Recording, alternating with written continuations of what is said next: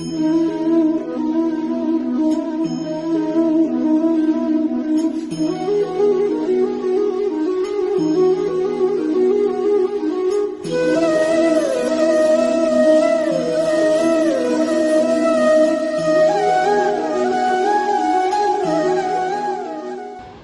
प्रकार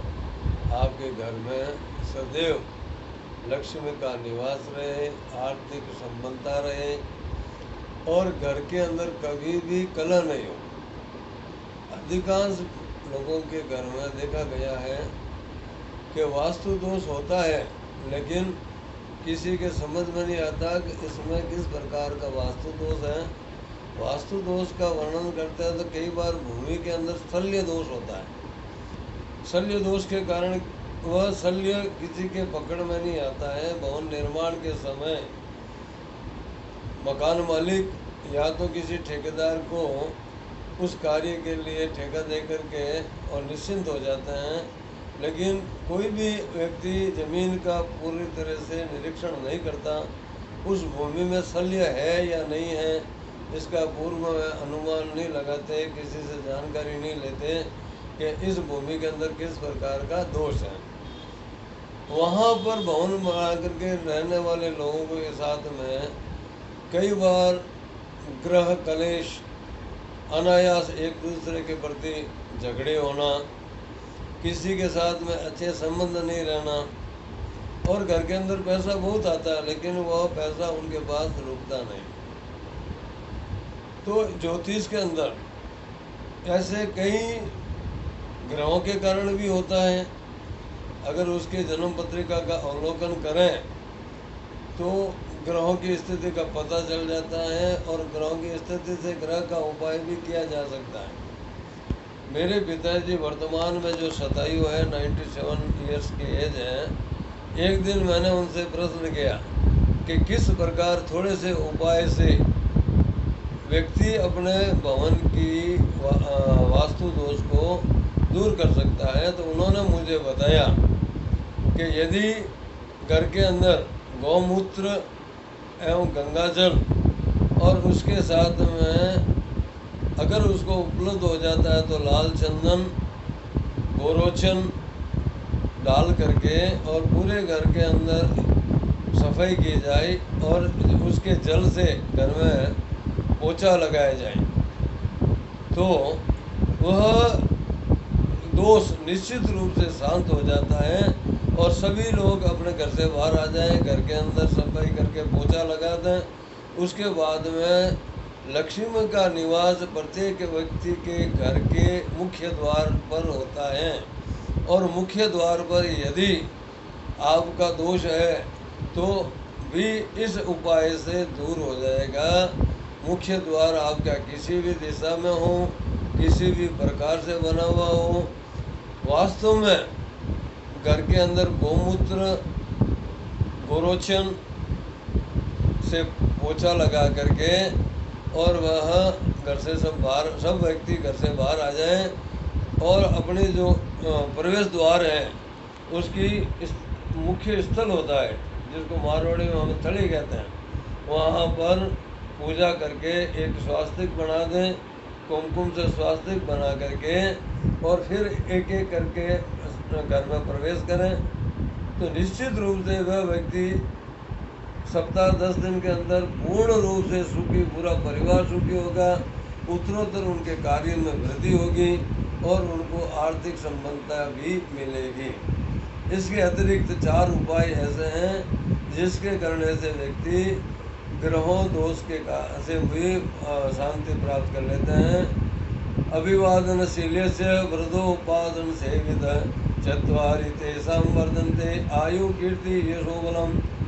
वह व्यक्ति दूसरे लोगों को घर में प्रवेश के समय अभिवादन करता है,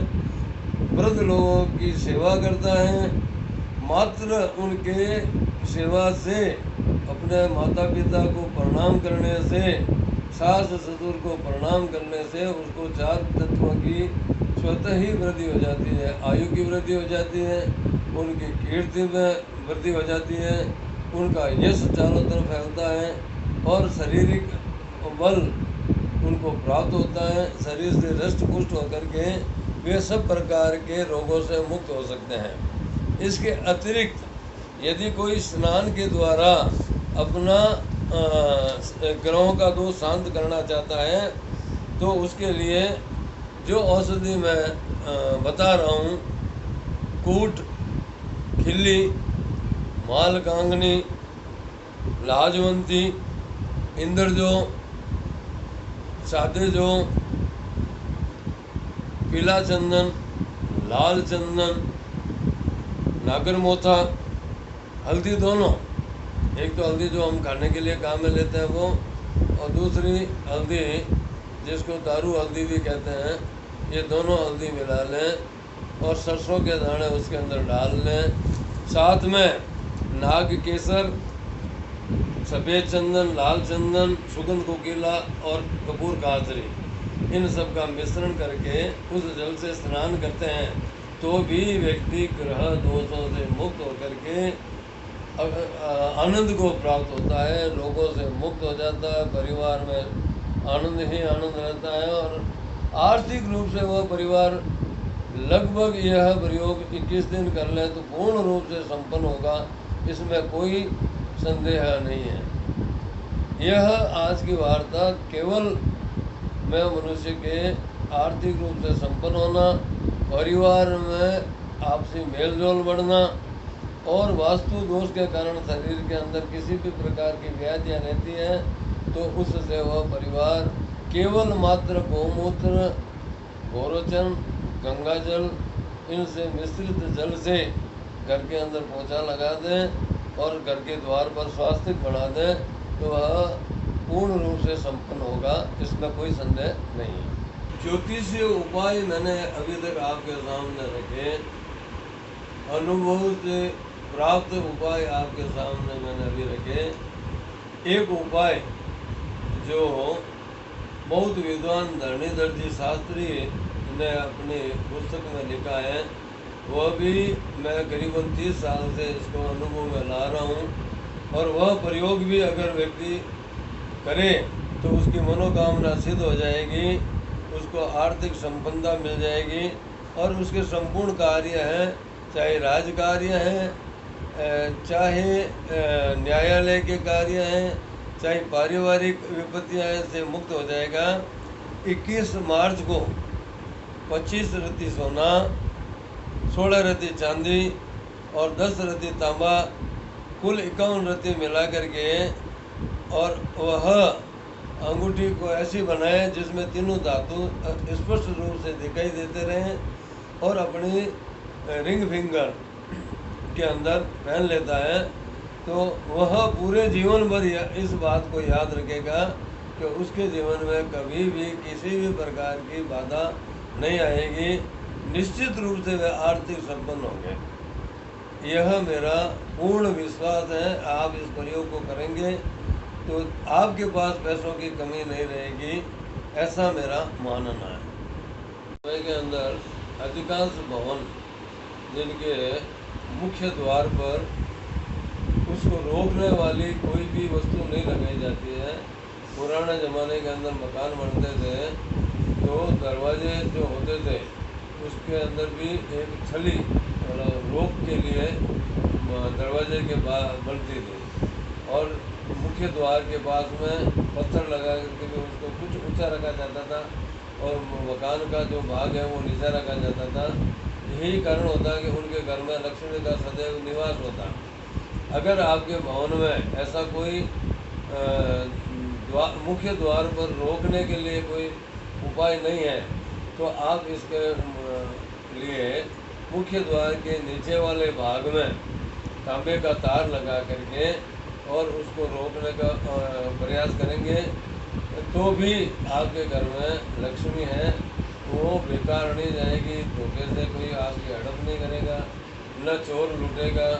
और न लक्ष्मी व्यर्थ में बर्बाद होगी। ये भी अनुभूत प्रयोग है। हर पूजन के समय स्वास्थ्य का चिन्ह होना चाहिए। हमारे सनातन परंपरा के अंदर गृह प्रवेश के अंदर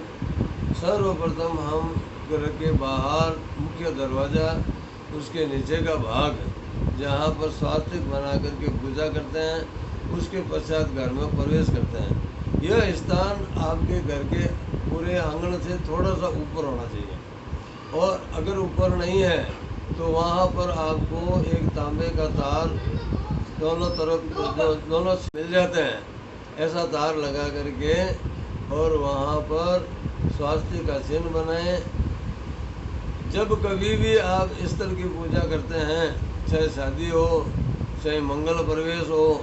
तो यह वास्तु दोष आपका स्वतः ही मिट जाता है, और आपके भवन में किसी भी प्रकार की नकारात्मक ऊर्जा कभी भी प्रवेश नहीं करेगी, और आपका घर पूर्ण रूप से सुरक्षित हो जाएगा, और निश्चित रूप से आपके भवन में रहने वाले बड़े आनंद से रहेंगे, और उनको कीर्ति, लक्ष्मी, विद्या सब आसानी से प्राप्त होगी।